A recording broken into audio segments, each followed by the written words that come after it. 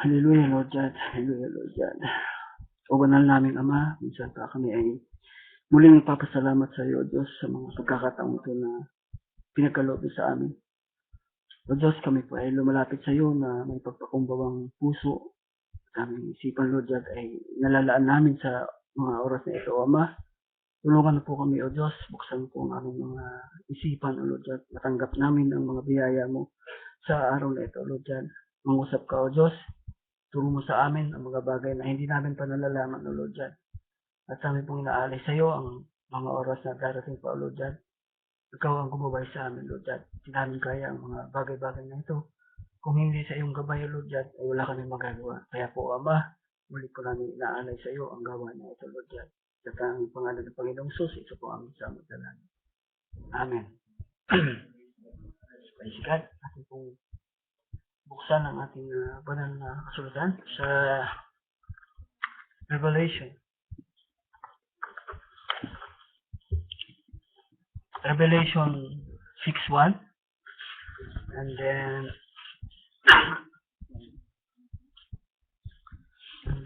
Revelation 10:3 and then 10:4. Pero unahin po natin yung Revelation 6:1. Sabi niya rito, and I saw when the Lamb opened one of the seals, and I heard as it were in the noise of a thunder. Singular, no, mga kapatid? One of the four beasts saying, come and see. And then, dun po sa Revelation 10:3 and 4. And he had in his hands a little book open, and he set his right foot upon the sea, and his left foot on the earth. So pala yung binasa ko. And verse 3, and I cried with a loud voice as when a lion roared, and when he had cried, 7 thunders uttered their voices. And 4, and when the 7 thunders had uttered their voices, I was about to write, and I heard a voice from heaven saying unto me, seal up those things which the 7 thunders uttered, and write them not. God, this po ang pagdagdag sa mga salita ng Biblia po.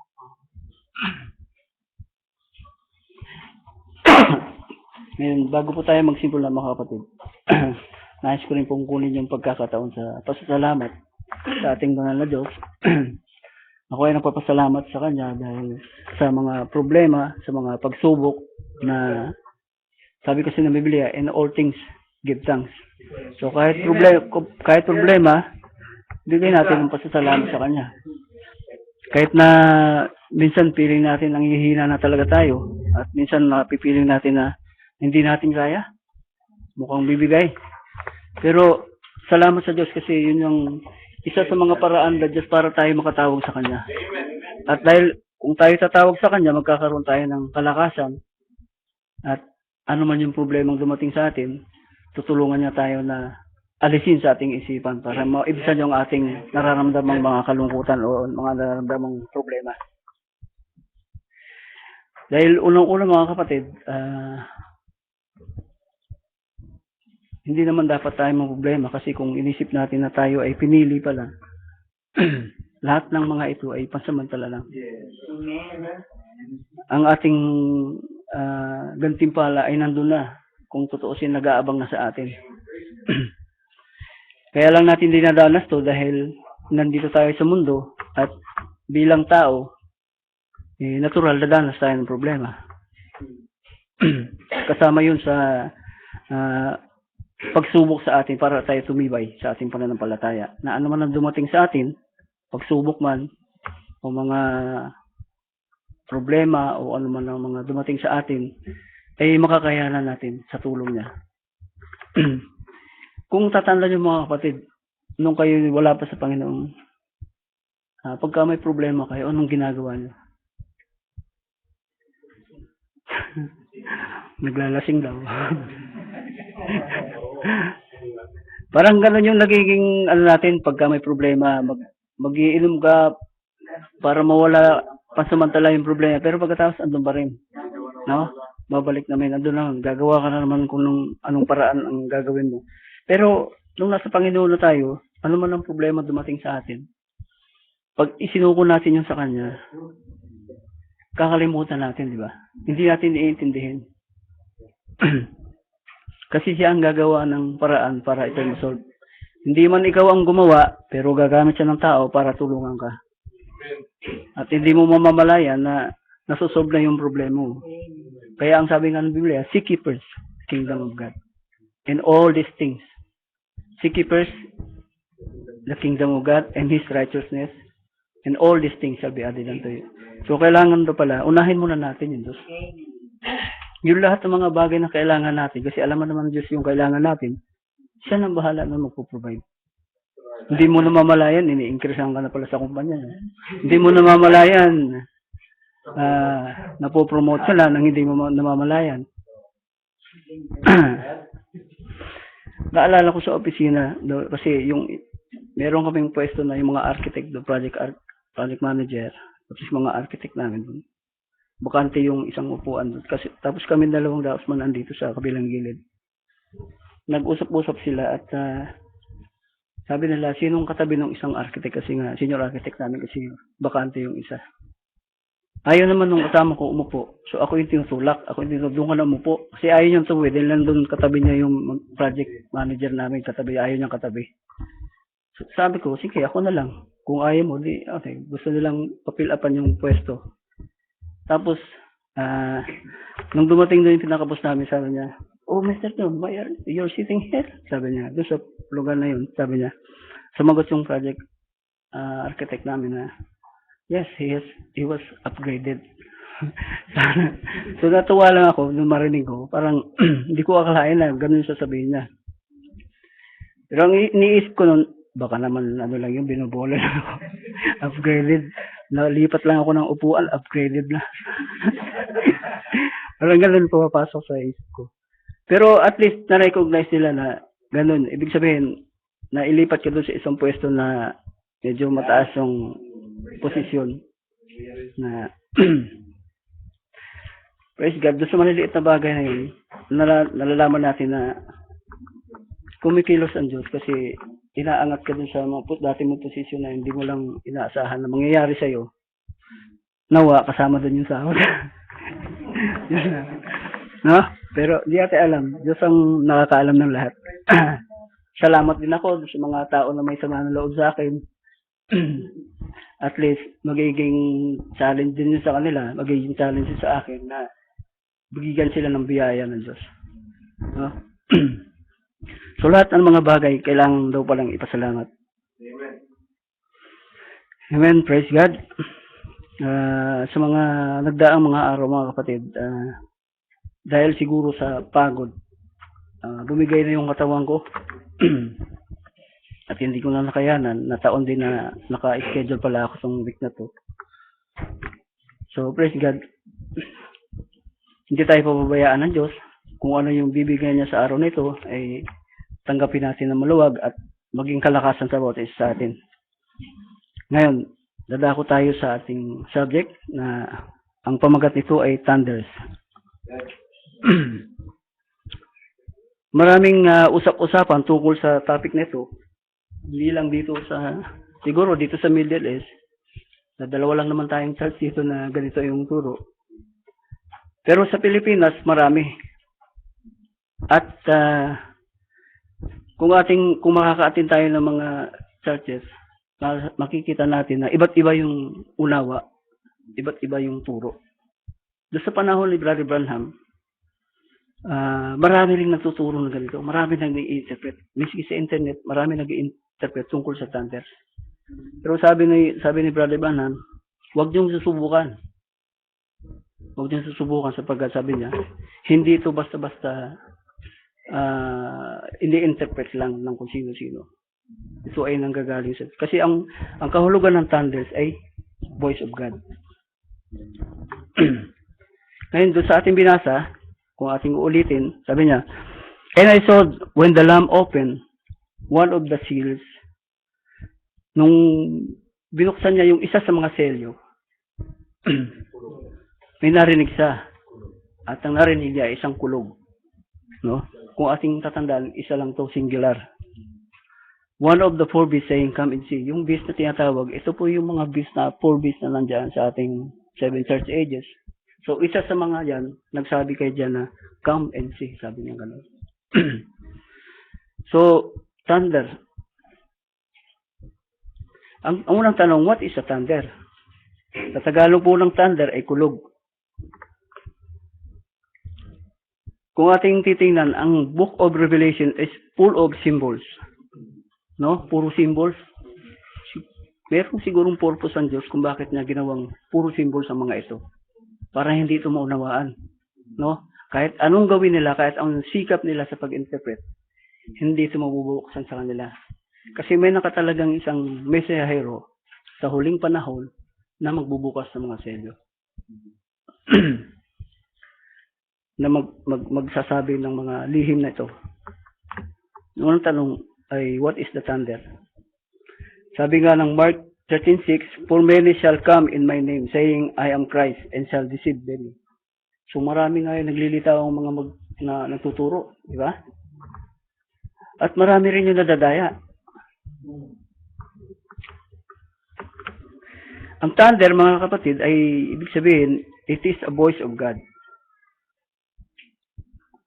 Or it is a message from God.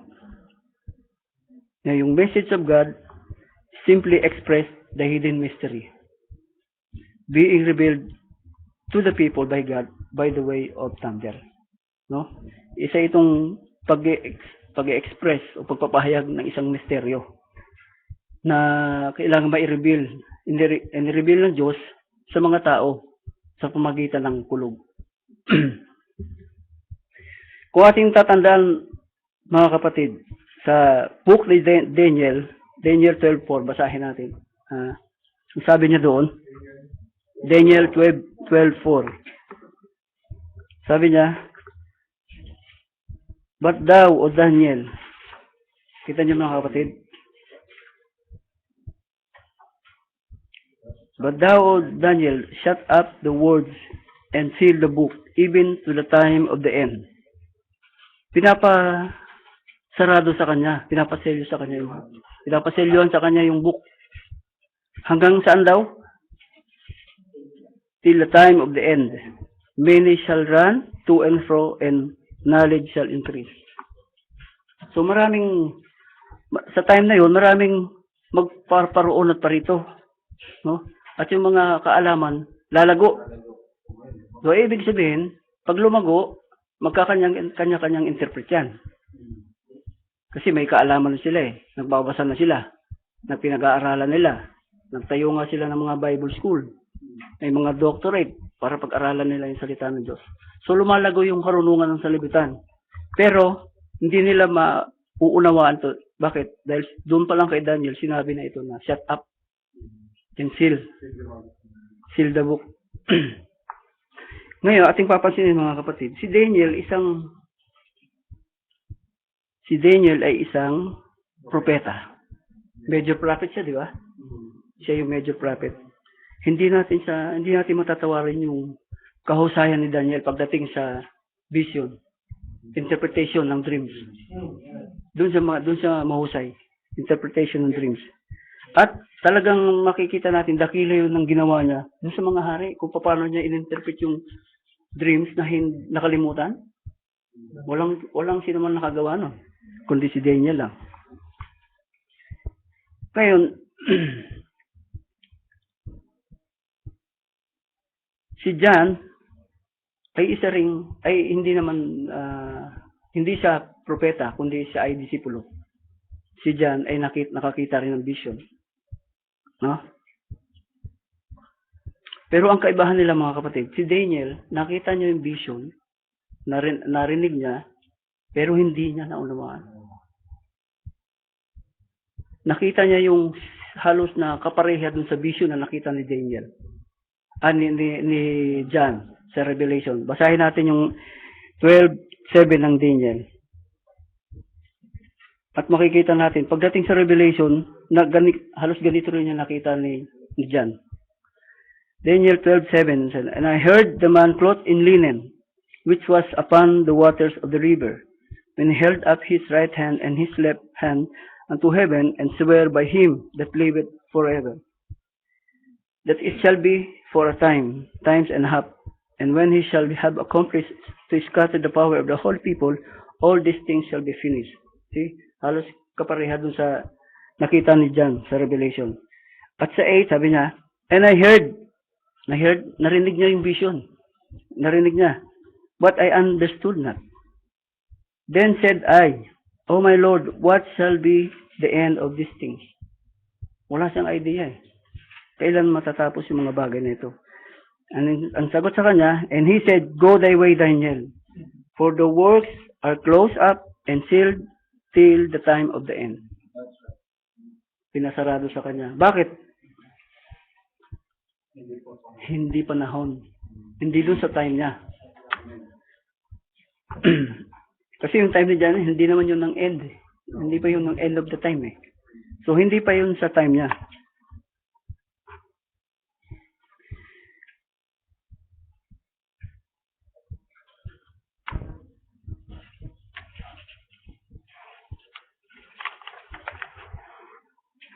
Pero kay John, mga kapatid, o kay Daniel, doon sa mga susunod na henerasyon kasi, pagdating sa New Testament, yung mga tao na mamumuhay sa time ng Panginoong Sus, they are harsh, matitigas ang ulo kasi nila eh. So kahit na ipahayag ng Diyos yung vision mo kay Daniel, hindi rin nila mauunawaan. Kasi ang unang rason niya, hindi yun para sa time nila. At yung mga tao na sa time ng Panginoong Sus, karamihan sila, hindi sila niniwala sa resurrection. Diba meron silang mga dalawang paniniwala, merong naniniwala sa resurrection, merong hindi naniniwala sa resurrection. Yung sa mga time, sa time ng Panginoong Sus. Ngayon, kung titingnan natin sa Revelation 10:4, tungkol naman kay John, sabi doon sa Revelation 10:4, and when the seven thunders had uttered their voices, I was about to write. And I heard the voice from heaven saying unto me, Seal up those things which seven thunders, and write them not. Narinig ni John. At nakita niya yung vision. Pinahayag sa kanya ng Panginoong Sus eh. Isusulat niya sana, pero sinaway siya na huwag mong isulat. No? Bakit? Dahil hindi rin sa time niya. Hindi rin yung sa time niya, yung mangyayari yung mga bagay na yun. Pero ang kaibahan nitong dalawa, si Daniel, narinig niya yung vision, pero hindi niya naunawaan. Samantalang si John, narinig niya, pero naunawaan niya. At isusulat niya nga, dapat. Naunawaan niya. Bakit? Anong kaibahan nila? Si Daniel is propeta. He's a seer. Kasi prophet siya eh. Pero hindi tinulot ng Diyos na ipaalam doon sa time niya. No? Kasi he is a prophet. Kay John naman, si John is a disciple. And apostles. Iba ang kategorya ng apostle dun sa mga propeta. No? At si John, he's a type of wife. No? Alam natin, pagdating sa wife, doon nire-reveal yung mga sekreto. Di ba? So, kaya, doon makikita natin ang kaibahan ng propeta doon kay Daniel. No? At kay John. Kasi kay John, he's a type of wife. And yung time niya, yun yung eksaktong time na maihayag yung mga vision. Dahil yung susunod na generation, which is tayo, ang tatanggap ng mga revelation. Kung ating titingnan, the Bible identifies him as a disciple or apostle whom Jesus loved. Di ba? Isa yung laging nakahilig sa ating Panginoong Jesus. So malapit siya dun sa kanyang wife. Malapit siya kay John. Dahil malapit siya sa kanyang wife, natural, ihahayag yung mga sekreto. Doon lang ihahayag. Kung sino yung malapit sa'yo, siyempre doon mo lang masasabi yung mga personal mong problema, di ba? Kung sino yung mga malalapit sa yung kaibigan, doon mo lang masasabi sa kanya yung mga sekreto mo. So ganun ang trato ng Panginoong Sus kay Juan. Bukod sa kaibigan, siya ay type of wife. Which is, type din naman natin. No? Tayo ay wife of Christ.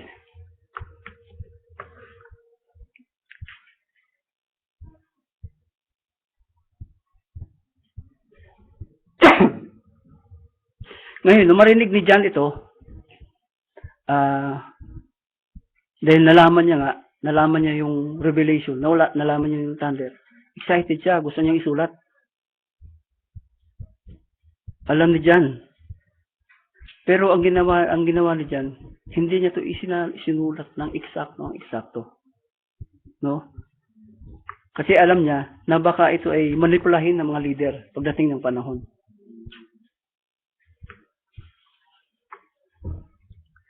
Ngayon, alam niyo kasi, para i-preserve yung genuinity ng salita, hinayaan ng Diyos na maisulat itong symbols. Kasi, pagdating sa mga elders, pwede nilang i-interpret, pwede nilang manipulahin yung salita ng Diyos. Ngayon, kung ito ay symbols, mananatili yung dignity, yung genuinity ng salita, na talagang mataas ang antas nung nalalaman ni John. At walang makakapagsalita nung lalim, kung gaano kalalim yan na isasabi to, na isulat to. Walang makakagawa nun kung hindi galing sa Diyos. So dahil dun sa pagsulat na symbols sa aklat ng Revelation, walang nangahas na mag-manipulate. Hinayaan siya na ganun na symbols. Huh? Isa pa nito, mga kapatid, according to the historian, si John, siya yung huli na nagsulat ng gospel, which is the Revelation. Sabi niya, it was requested by the elders. Hindi ko alam kung sino mga elders to o yung mga sinagoga. Yung mga elders to sa time nila. Baka yun ang ibig niyang sabihin. Sabi nila rito, because of the depth of his gospel, dahil sa kaliliman ng kanyang gospel, the fact that he was able to reach such spiritual heights in his gospel, tradition, which is the elders, sabi niya, has assigned him the symbol of eagle.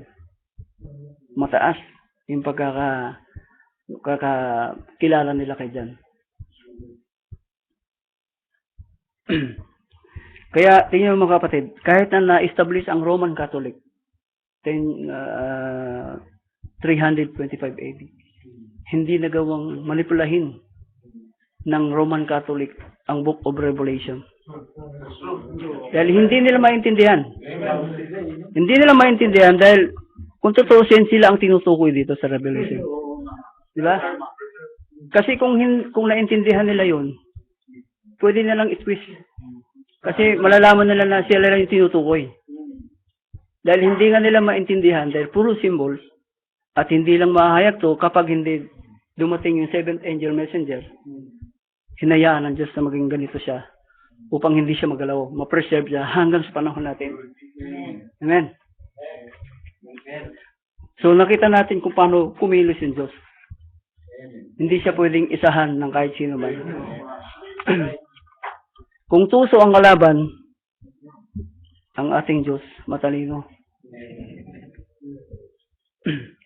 Alam niya kasi ito doon pa lang sa kanyang kaisipan, nakita niya na Kasi yung mga bawat anggulo na gagawin ng tao dito sa sanlibutan, alam niya na kung paano niya i-maneuver.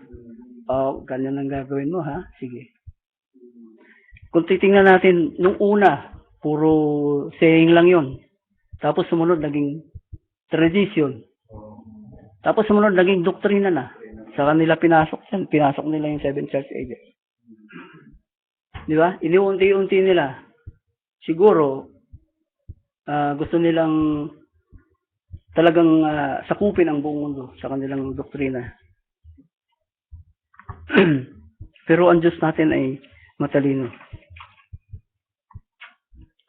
Ngayon, anong sabi ng scripture tungkol sa thunder? Dahil alam natin ang thunder ay salita ng Diyos, ay message ng Diyos. Anong masasabi ng scripture? Basahin natin ang Psalm 77:18.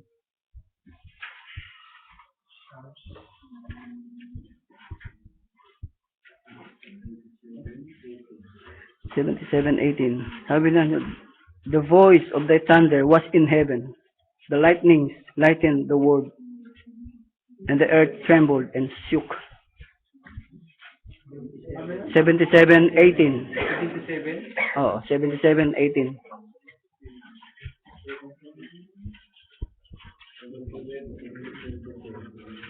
The voice of thy thunder was in heaven. So, kung ating i-recall yung binasa natin kanina mga kapatid, Revelation 6:1. When the Lamb opened one of the seals, John heard, as it were, the noise of a thunder. So yung thunder na yun, nanggaling sa heaven. Hindi nanggaling dito sa lupa. No? So alam natin na yung thunder na yun ay ang voice of God.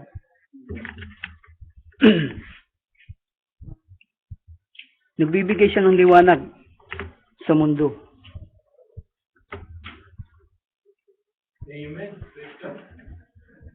So walang pwedeng sino man magbigay ng thunder na nanggagaling dito sa lupa. Walang pwede. Kasi yung thunder na yun, galing pala sa langit, galing sa Diyos. Yung voice of God eh. Hindi dito sa baba. Psalm 104, verse 7.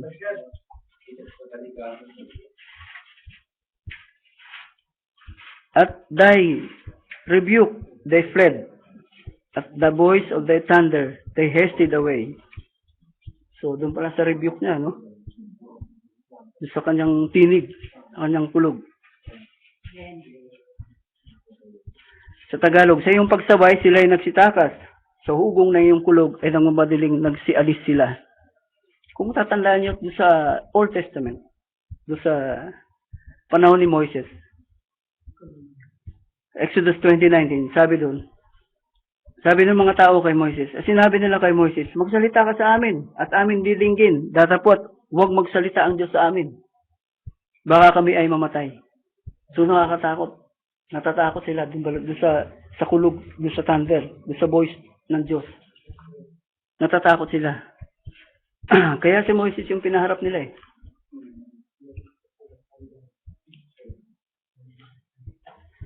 Okay, ngayon, doon sa Job 26:14, tingnan natin kung ano ang sabi ni Job. Sa aklat ni Job 26, verse 14.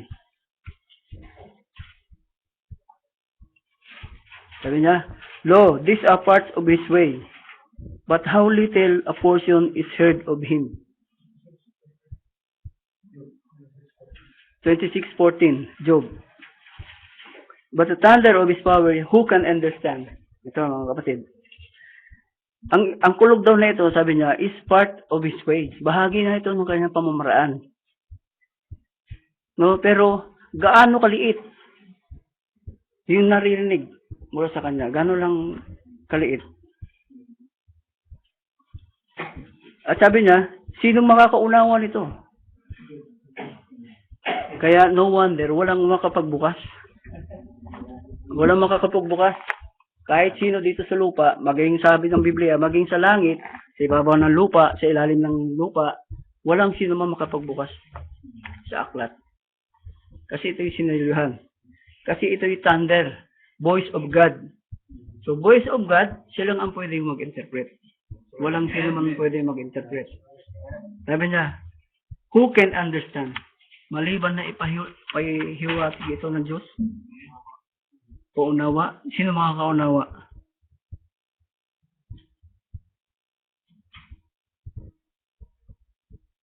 So, makikita natin, the Bible clearly says that no one can understand the thunder. Because this is the voice of God. Ngayon, related ito sa isang verse na doon sa New Testament, sabi niya, all things are delivered unto me by my Father, and no man knoweth the Son, but is the Father, and who the Father is, but the Son, and to whom the Son will reveal him. Diba?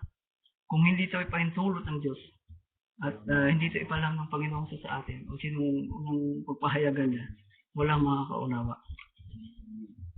So knowing Jesus is revelation. Amen. Amen. Bakit kaya? Siya kasi yung kinatataguan ng lahat ng kayamanan ng karunungan. Lahat ng kayamanan, karunungan at kaalaman, nandun sa kanya nakatago. So knowing Jesus is revelation. That's why, sabi ng ganun, sa Apocalypse, this is the revelation of Jesus Christ, sabi ng ganun. Revelation 1. Revelation 1.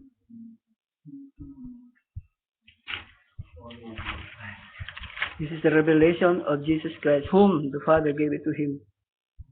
Di ba? To show unto his servant things which must shortly come to pass. And he sent and signified it by his angel unto his servant John. Amen. Kaya siya yung naghayag sa revelation eh. Kasi sabi ng Biblia, wala nakakalam sa ama, wala nakakalam sa anak. Ako sinong nais pagpahayagan ng anak. Eh, ninais ng anak na ipahayag kay John. So, nalaman natin, hindi lang kay John, sa atin yung dumating tong mga revelation na to. Hanggang sa atin dumating.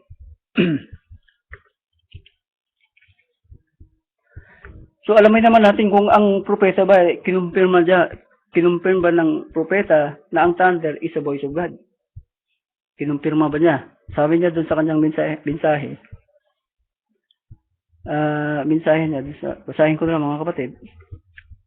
Sabi niya, when the thunder, remember, a loud clapping noise of a thunder is the voice of God. So, talagang binanggit niya. That's what the Bible said. So, nirefer niya rin yung Bible. No? A lot of thunder. They thought it was a thunder. But it was God. Jesus understood it. Eh, yun yung magandang verse mamaya, babasahin natin. Bakit Jesus understood it? Because it was revealed to him. It was a thunder. And when the first seal opened, it opened the symbols. That is why nobody understands it. Nobody can open it. No one is worthy. Only the Lion of the tribe of Judah. Bakit sinabi ng propeta na it was revealed to him? If he is the God the Son, tulad ng mga unawa ng mga denomination, God the Son. Kung siya yung God the Son, bakit kailangan pang i-reveal sa kanya? Kung siya yung God the Son. Patunay lang na ang source ng lahat ng ito ay ang Diyos Ama. Amen. Na gumawa ng langit at lupa. At ang kanyang pangalan ay Lord Jesus Christ. So, ang Diyos at ang anak ay nakapaloob sa isang pangalan lang, which is the Lord Jesus Christ. Kaya tinawag na ako ang Ama ay isa. Kasi bakit? Ang Diyos ay Espiritu, and Jesus Christ is the Word of God. He is also the third tabernacle of God here on earth.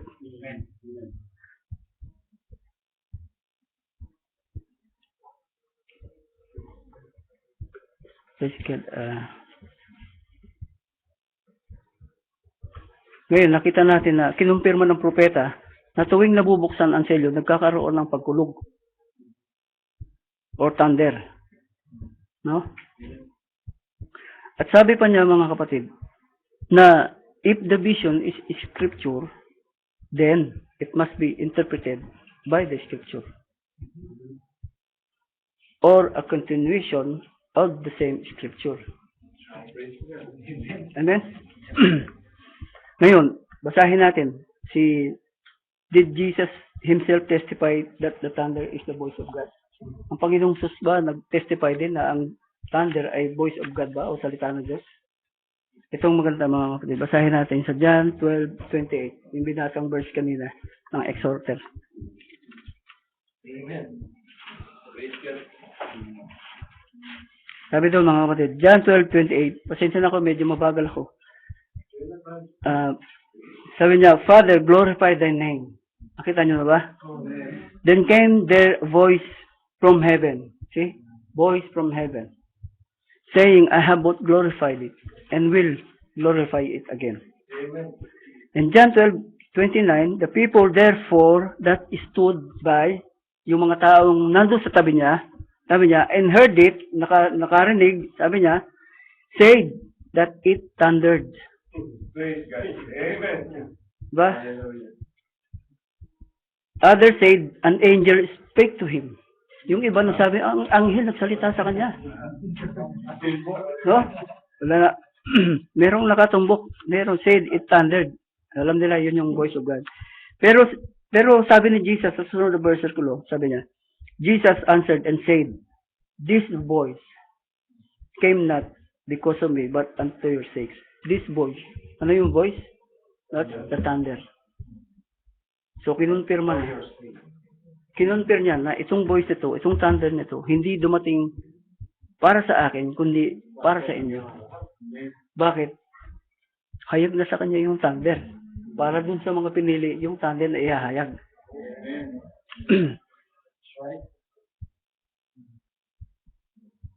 Ngayon, nakita natin na meron tayong witness. Unang, Bible. Pangalawa, ang propeta. Pangatlo, ang Panginoong Sus. So, palagay ko naman, stable na yung ating paniniwala tungkol sa thunders.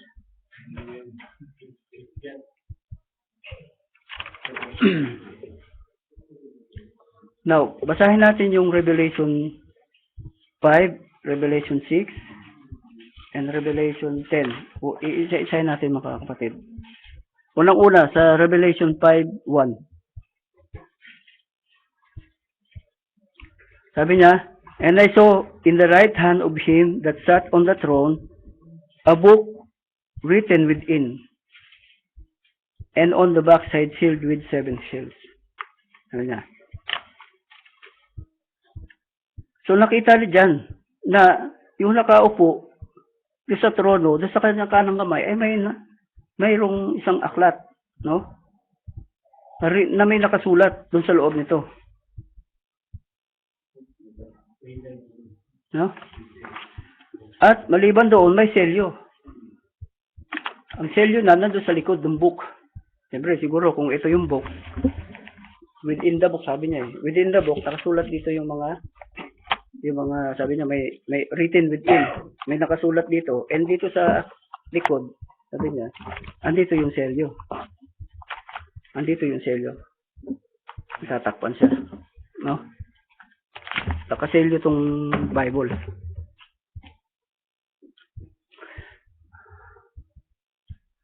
Sabi sa verse 5, and one of the elders said unto me, weep not, behold, the Lion of tribe of Judah, the Root of David, hath prevailed to open the book and to loose the 7 seals thereof. So kasi makikita na doon sa aklat na hawak-hawak na yun, mga kapatid, walang sinuman na worthy. Walang sinuman na worthy na makapagbukas ng selyo. It can be seen, hindi siya pwedeng makita, hindi siya pwedeng buksan.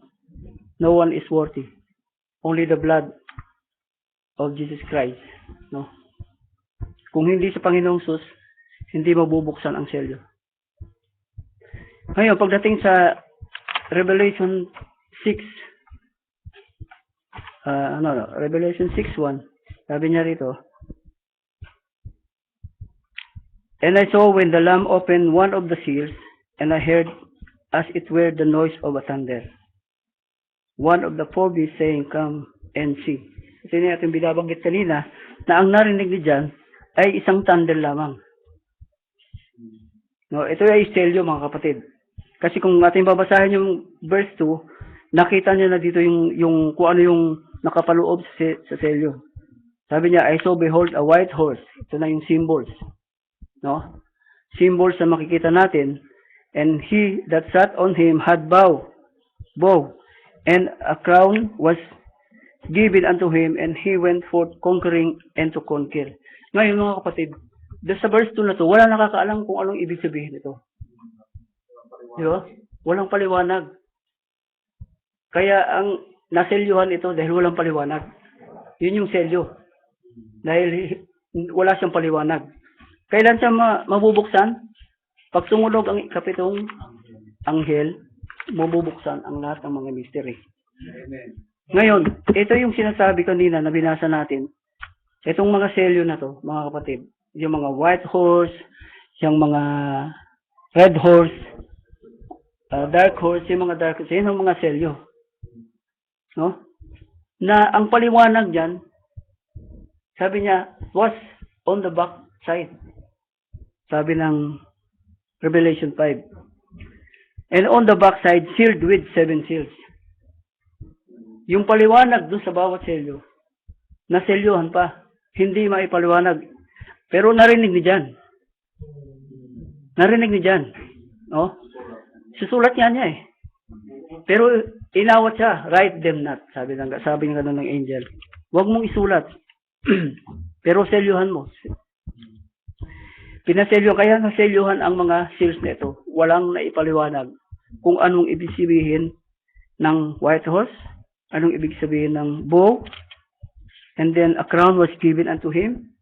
Later lang nalaman natin yung ipinahayag na ng seventh angel messenger. Nalaman natin ang white horse ay, Brother Johnny,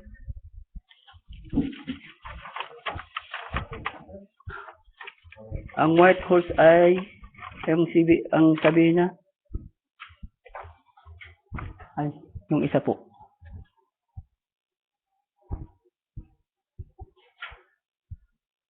White horse ay Antichrist. Portraying righteous. Kaya siya nakaupo ng white horse. Kasi kung ating titingnan sa ating dyan, white horse yan. No, meron siyang bow. Pero walang bala. Ano yung sabihin? Nang-dideceive siya, bluffing. Nang-babluff siya. No? Nang-babluff to. Pero walang paliwanag dito. Kailan lang natin nalaman? Nung tumunog ang ikapitong mensahero. Ano yung sinabi ng ikapitong mensahero? That is the thunder. Yan yung paliwanag doon sa sinelyuhan. Amen? Yan yung was in the backside. Yes. Unwritten word. Hindi pinasulat kay John. Write them not. Kasi hindi pa doon sa time niya. Kaya it was written in symbols para hindi mamanipula ng mga elders, ng mga susunod. It was preserved para sa atin. Amen.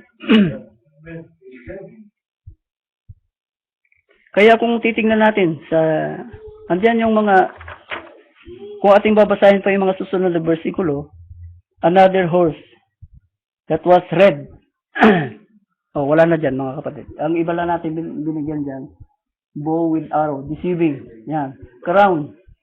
Domination. Conquering the lady. Alam niyo kung saan paano nangyari to? 325 AD. Nung bago pa magsimula ang Catholicism, idea pa lang yan eh. Dahil espiritu yan na pumasok sa iglesia, na ipinasok yung idea at sumunod doktrina. No? Dahil espiritu nga siya, hindi siya pwedeng bigyan ng crown. Espiritu yun na pumapasok na doktrina eh. Hindi siya pwedeng lagyan ng crown. Ngayon, nabigyan siya ng crown nung umupo na yung pop. Doon siya kinuranahan. Physical na, nagkaroon ng physical. Umupo yung pop, doon siya kinuranahan. Kaya binanggit ng Biblia, he has a crown, but he has no king. Hindi siya king. Pero kinuranahan siya. So, the Bible is telling us symbols. Pero sino nakaunawa nito? Sa tagal ng panahon, mula sinulat na dyan, hanggang sa panahon natin, dumaan na yung maraming mga churches, nagtayo na lang, lumabas na yung iba't ibang mga denomination, pero wala nakapagbigay ng unawa ng selyo. Hanggang quote lang sila. Pwede lang na na-quote na ito yung seal sa Revelation. Pero yung kahulugan, yung thunder, wala sa kanila. Nasaan? Nandoon sa seventh messenger. Amen. Yun yung thunder mga kapatid. Explanation ng mga selyo. That's right. Kaya makikita natin dyan.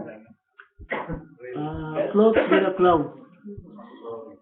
Yan. Rainbow. Symbols of glory. Makikita natin dyan mga kapatid.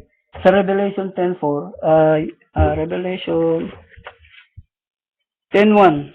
And I saw another mighty angel. Alam na natin kung sino to. Jesus Christ. Came down from heaven, clothed with a cloud. Yan. He was clothed with a cloud. Glory. And a rainbow. Anong meaning ng rainbow? Symbols of God's everlasting covenant. Was upon his head, and his face is where the sun. Di ko na masyado makita. And his feet was a pillar of fire. Ayan, makita natin yung face of the sun. Si King of Glory. Bakit? Ito na kasi yung time na maghahanap siya ng thunder. Revelation 10 na nagsisimula na siya pahayag yung thunder. Nagsisimula na siyang ipahayag yung lihim na nakatago doon sa mga selyo. Kanina sasabihin? Seventh angel. Sinong witness? Si John. Kaya si John tuwan-tuwa yung time na yun. Siguro kung makikita mo yung aura niya, hindi mo ma-express kung ano yung aura ni John. Malamang tumatalong-talong pa siya. Nagpupuri siya sa Diyos. Dahil, di ba? Nagpupuri sa Diyos dahil, ito na. And he had his hand, a little book. Tingnan niyo yung little book, open na. No? And he set his right foot upon the sea. Ano to? Symbols pa rin to. His left foot on the earth. Oh, ano yun? Yung earth, Jewish nation. Tama ba? Meron pa lang hindi na. Merong hindi nalagyan dyan. Yung isa,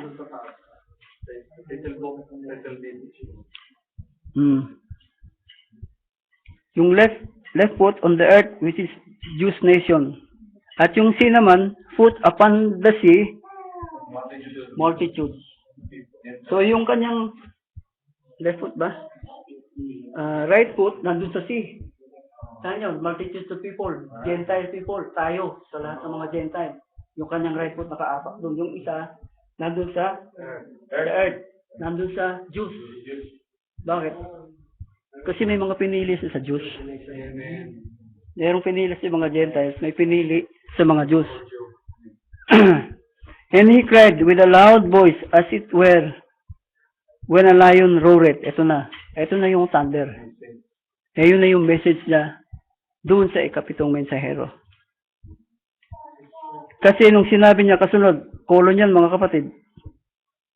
And when he had cried, sabi niya ganun, 7 thunders uttered their voices. Nabigkas na nung mensahero. Sinong itong mensahero nito? Ibig bang sabihin, maraming thunders, maraming magbe-mensahe? Ha? Marami bang kasi sinabi nito, plural di ba?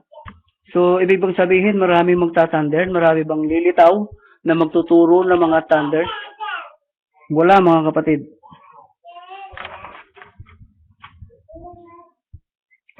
Sabi niya sa 10:4, and when the 7 thunders had uttered their voices, I was about to write. Sulat niya sana. And I heard a voice from heaven. Ito, nagsalita yung voice from heaven. Sino to? Yung Diyos. Saying unto me, seal up those things, which the 7 thunders uttered, and write them not. Siguro bigla siya naantala. Bakit kaya? Bakit kaya hindi pinapasulat sa akin?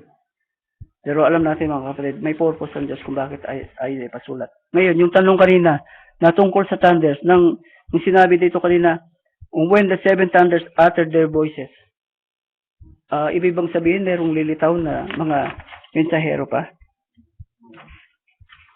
Lagi ko, wala na mga kapatid.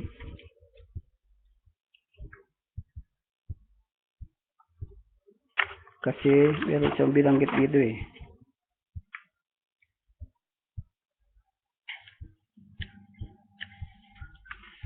Ito yung isang tanong. Do they refer 7 men will still come after Brother Branham? Sabi niya, wala na. Kasi sabi niya doon sa kanyang mensahe sa Laodicean Church Age, sabi niya, there has never been an age where God gave His people 2 major prophets. Walang nangyari kahit sa anong panahon, nagdaang panahon, na ang Diyos ay nagbigay ng 2 major prophet sa isang panahon. Si Enoch, mag-isa lang siya nung pinadala ng Diyos. Si Noah, mag-isa lang din siya. Si Moises, mag-isa lang din siya. Si Elijah, mag-isa lang din siya. So lahat ng mga prophet dun sa mga Old Testament sin, iisang propeta lang pinapadala ng Diyos. At nangungusap lang siya sa isang propeta. Sa bawat panahon. No? Maliban doon sa dalawang propeta na lilitaw sa Revelation. Pagkatapos na marapture yung church, may dalawang propeta na lilitaw. Oh, yun yung sinasabi ng Biblia. Ngayon, ito yung sabi niya. There are those who say that God's people are going to come together through a collective revelation. Meron daw mga God's people na magsasama-sama na magkakaroon ng collective revelation. Ibig sabihin, kanya-kanyang may revelation ka, may revelation siya, mayroong revelation ako. No, ang ganun. Collective revelation. Sabi niya, I challenge that statement. It is a word or lie, sabi niya ganun. Invalid assumption in the face of Revelation 10:7.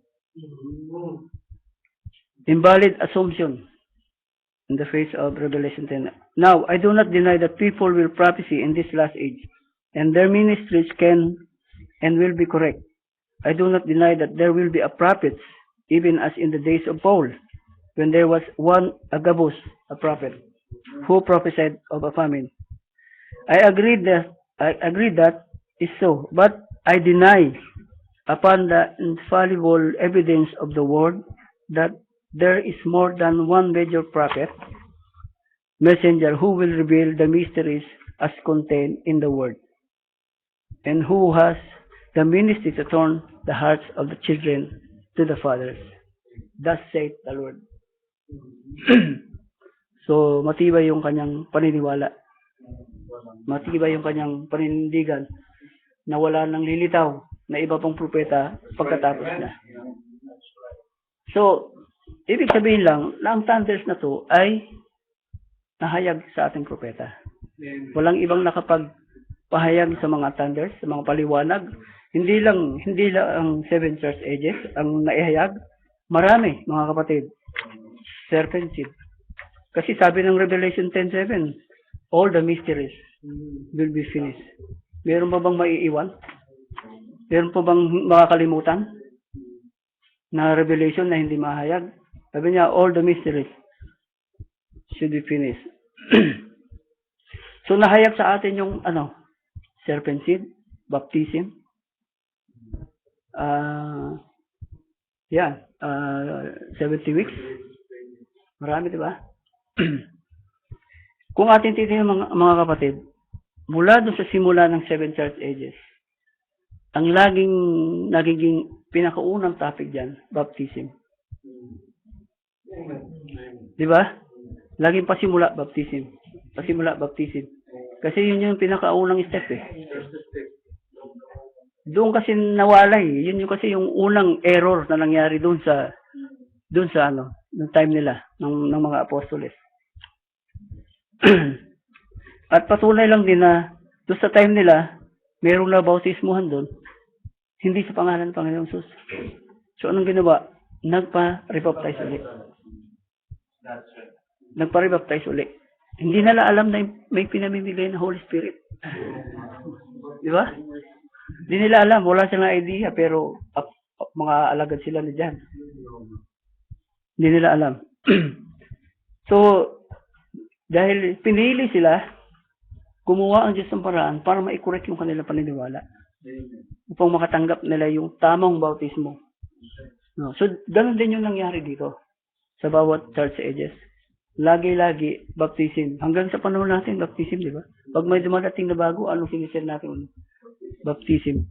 Kasi yun yung pinakauna. Kinailangan makilala mo muna yung Diyos. Kasi yung bautismo, andun yung, guided kasi yun eh. Andun yung totoong pagkakilala mo sa Diyos. Tunay yung yung tamang paraan para makilala yung Diyos.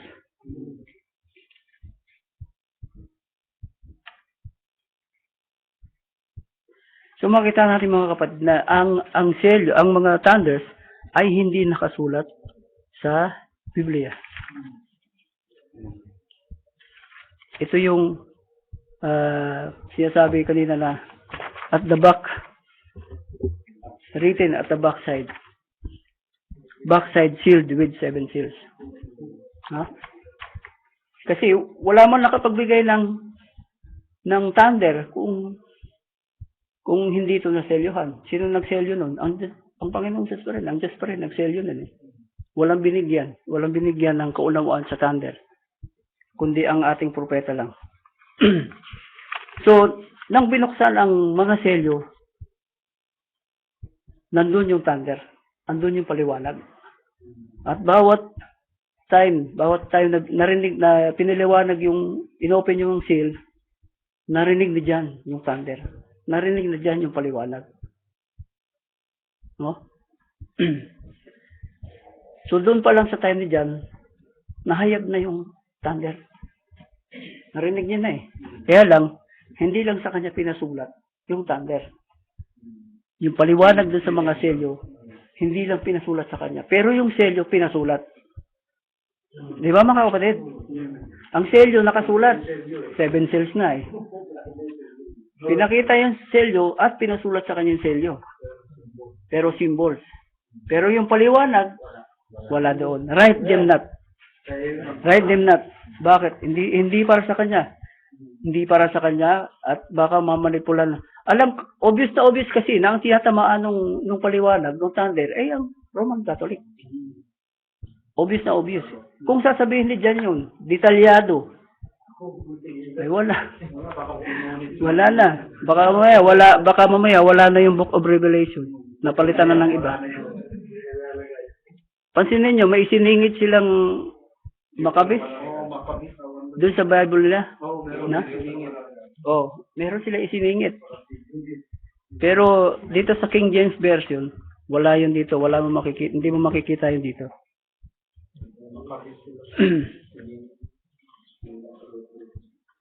So kahit anong gawin nila sa salita ng Diyos, hindi na nila nagalaw itong Book of Revelation. Naka-preserve yung genuinity. No? Amen. Ito yung magbibigay sa atin ng rapturing faith. Malaman mo lang yung sikreto kung ano nangyari dyan. Ba, ano naramdaman yun na nalaman yung sikreto dyan? Di ba? Saka isa pa, nalaman nyo yung paliwanag dyan, pero hindi nyo alam na yung pala yung thunder. Hindi nyo ba napansin? Yung pala yung thunder. Matagal na nating naririnig yung paliwanag kay Brother Branham. Ano nangyari sa Seven Church Ages? Paano pumasok yung Nicolaitans? Paano pumasok yun? Pinaliwanag ng propeta yun. Wala man dito sa Biblia yun. Pero sabi ng Biblia, I hate Nicolaitans. No? Pero yung paliwanag, kung ano yung Nicolaitans, wala dito, hindi nakasulat. Sino nagpaliwanag yung Seventh Angel Messenger?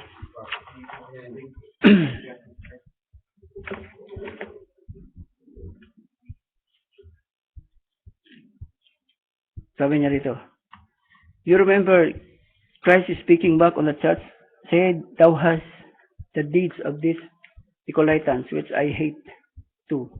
Trying to conquer, take the Holy Spirit, yun yung mga ginawa niya eh. Just one on the holy man, he can forgive, di ba? He can forgive all the sins and everything. Had Paul spoke of it, the thing would set in the last days, sabi niya. Biro mo yung tao na to, napupurgit ng kasalanan. Pinapatawad din yung kasalanan ng mga tao. Eh, hindi naman sa yung Diyos. Diyos lang nagpapatawad ng kasalanan. Pero siya nagpapatawad. Bakit? Dahil meron siyang corona. May power siya. Meron siyang authority. Ngayon, under pa rin siya ng disguise ng White Horse.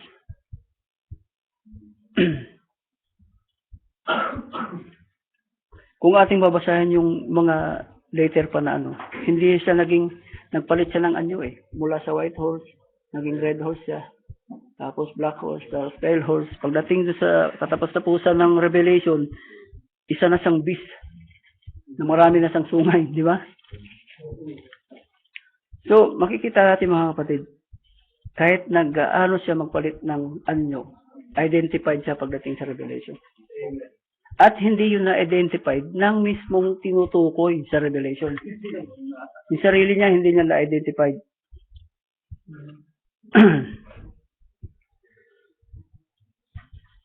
Praise God.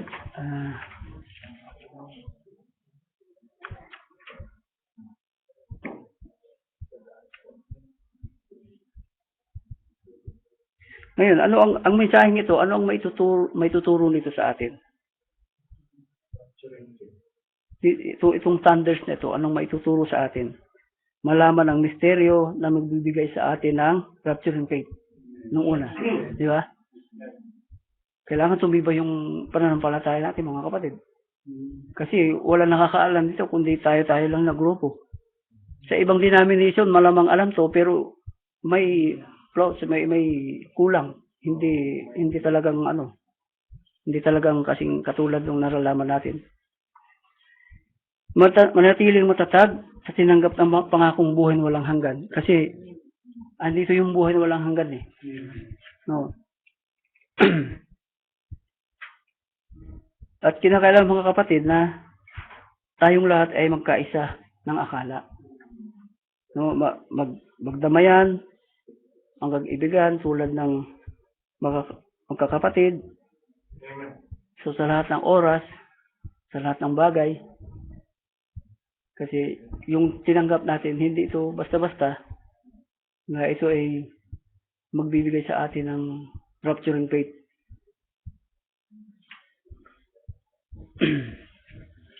Kung titibay man tayo sa ating mga pananampalataya, dito na tayo, mga kapatid.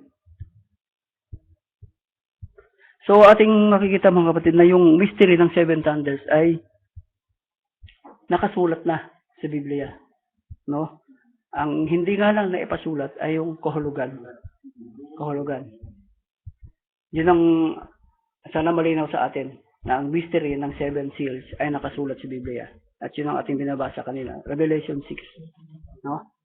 Pero yung kaunawaan o yung explanation doon sa mga selyo na yun ang hindi pinasulat sa atin. At yun ang tinatawag na thunders. Mga kapatid.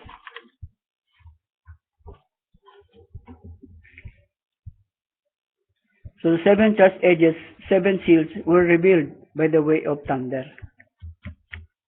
Pati yung seven church ages at maging yung selyo ay nireveal to by the way of thunder. Bakit? Kasi yung seven church ages, symbols din eh. Ang selyo, symbols din. So ang paliwanag doon sa mga symbols na yun, doon lang pagdating ng pagtungulog ang ikapitong mensahero. Doon lang sa mabubuksan. Seven thunders are the revelation of or explanation of the seven seals. Diba? Meaning, thunders are revealed to John but are yet not known to us. Na-revealed kay John pero hindi natin alam. Because John was forbidden to write it. Hindi siya pinayagan na isulat. Revelation will only revealed by the time when the seven angel messenger begin to sound. Okay? So malinaw sa atin mga kapatid, I hope malinaw sa atin na ang thunder ay ang paliwanag ng pitong selyo. Yun ang thunder. Hindi ito pitong thunder na lalabas pa. Pitong tao na lalabas pa at magtuturo ng first thunder, second thunder, fourth thunder, third thunder. Walang ganun mga kapatid. Tanda natin doon sa Revelation 6:1, nang binuksan ang unang selyo lang mga kapatid na binuksan, no? I heard it was a noise of a thunder. Isang thunder lang. No? Pero ang nabuksan sa kanya, yung buong pitong selyo. Yun ang sinabi nung thunder. Ngayon, ang paliwanag doon sa thunder, nandun na sa Revelation 10, nung sinabi na kay John, na when I heard, I was about to write, yung verse na yun, andun yung key kasi, when I about to write, sabi niya, I heard the voice from heaven saying, seal them up, write them not. Yun yung portion na nasabi na yung mga thunders bago isulat ni John. No, naipaliwanag sa kanya, naipaliwanag kay John ng Panginoong Sus ang mga thunders. Kaya ang reaksyon ni John, nung marinig niya yung thunders, susulat niya sana. Pero pinigilan siya. At ang sabi sa kanya, sa Revelation 10:7, but in the days of the voice of the seventh angel, when he shall begin to sound, the mystery of God should be finished. Magsisimula pa nga lang siya magsalita, na-reveal na yung thunders, na-reveal na yung mystery. Bakit? Siyempre, una muna sa kanya i-reveal eh. Bago pa siya mag-preach, i-reveal muna sa kanya yung thunders. Amen. Di ba? Kaya, sinabi dyan, when he shall begin to sound, bago siya mag-preach, bago niya ituro yung selyo, bago niya ituro yung mga mystery, na i-reveal muna sa kanya. No? I-reveal sa kanya. When he begin to sound, the mystery of God shall be finished. So, ito yung verse na makikita natin kung kanino na ipahayag ang mga thunders. Sa ikapitong mensahero lang. ang ating kapatid na si Brother Branham, hindi niya nga rin alam na siya pala yung tinutukoy yun. Hindi niya alam na siyang tinutukoy ng Revelation 10:7. Pero nung makita niya yung angels doon sa constellation, sabi niya doon sa isang mensahe niya, he was look more than this, sabi niya. Sabi niya ganun.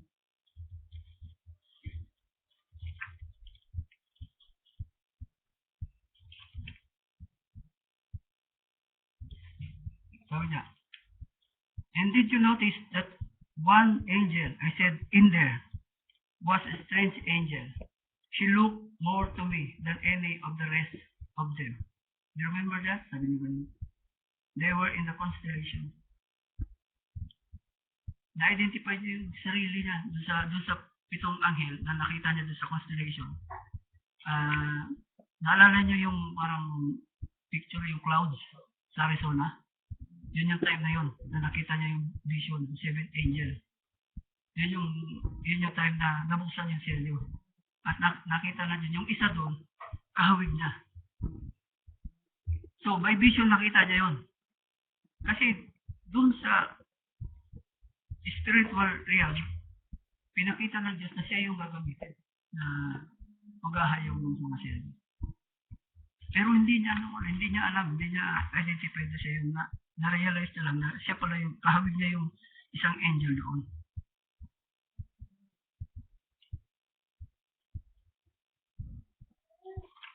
So, bago mo maganap itong mga paghahayag ng selyo mga kapatid, nagkaroon ng succeeding 6 dreams yung mga kapatid sa iglesia. Pero hindi niya muna binigay yung kahulugan ng mga dreams. Hinayaan niya lang na i-share sabihin sa kanya yung dreams, pero hindi niya binigay yung kahulugan. Nung dumating yung ikapitong vision, doon niya na-confirm na yung lahat ng vision na nangyari, na sinabi sa kanya, yun yung mangyayari, yun yung time na mahahayag sa kanya yung selyo. Yung selyo. Doon niya na-confirma. Pero long time, nung meron palang mga dreams sa mga kapatid, hindi niya sinasabi yung kahulugan ng anong mga dreams. Pinagtatagni-tagni niya. Hanggang sa dumating yung ikapitong vision, doon niya na-confirm na yun na yung time na ihahayag na yung seals, yung mga selyo. So, kung atong mababasa talaga mga kapatid, dakila yung paggamit ng Diyos sa ating propeta at walang ibang tao dito sa mundo na pwedeng magpaliwanag nito. Sabi nga nung isa, may nag-challenge sa kanya eh. Sabi niya, now, someone has been saying to me, a theologian said, Brother Branham, if the Lord God said, sabi niya, if you experience that the Lord has given you for His people, humbly saying this, you'd be eligible to write a Bible yourself. Tinanong siyang ganon. Your word that God has manifested. Parang binobola siya, di ba? Naudyukan siya na, pwede ka na magsulat ng another Bible. Oo, kasi dahil sa pahayagan na binigay sa'yo, baka kaya mo na magsulat ng another Bible. No? Kaya siguro may lumabas na ganun eh. Kasi, sabi niya, I said, that might be true. Sabi niya ganun. See, he was trying to catch me. Sabi niya, Brother Branham. And I said, but you see, I couldn't do that. Sabi niya. He said, why couldn't? You have all the qualities. You have all the qualifications. Sabi niya ganun. I said, but you look, one word cannot be added or taken away. No? And he said, well then, them 7 thunders, you see? It should them 7 thunders blasting out. Won't that be the revelation to give some man? I said, no, sir. It would be adding something to it or taking something from it. It's all revealed in there. No? And the 7 seals open up the revelation what that was. Siya namin po nagsabi, hindi pwede. One word cannot be added. Bakit? Kaya nga, pansinin niyo sa Revelation mga kapatid. It was written at the backside. It was not even written in the Bible. Yung sinasabi niyang backside, wala dito within. Backside means nakatago, something was hide. Diba? Hindi na siya pwede idagdag kasi itong Biblia na to, tapos na. Diba? Hindi siya pwedeng idagdag. Kaya ang thunder, it was written on the backside. Ibig sabihin, it was hid somewhere here. Revelation. Hindi siya pwedeng idagdag dito kasi no one can add. Hindi na pwedeng dagdagan. Settled na yung Biblia sa heaven. Hindi na, ito nga sabi nga dito sa last ng Revelation.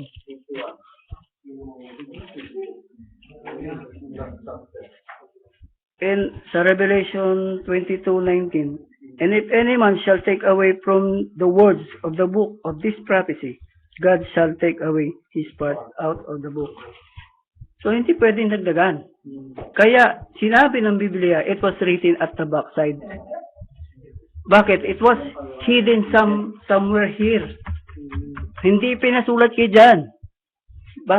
Dahil, yung tayo ng pagpapahayag noon, doon lang mabubuksan sa ikapitong mensahero. Sila lang ang mag-ahayag kung anong kahulugan.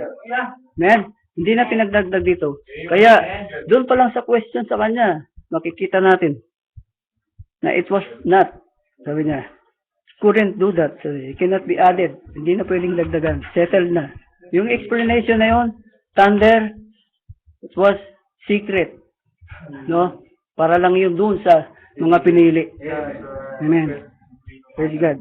Para lang yung sa white, hindi po yung sa white.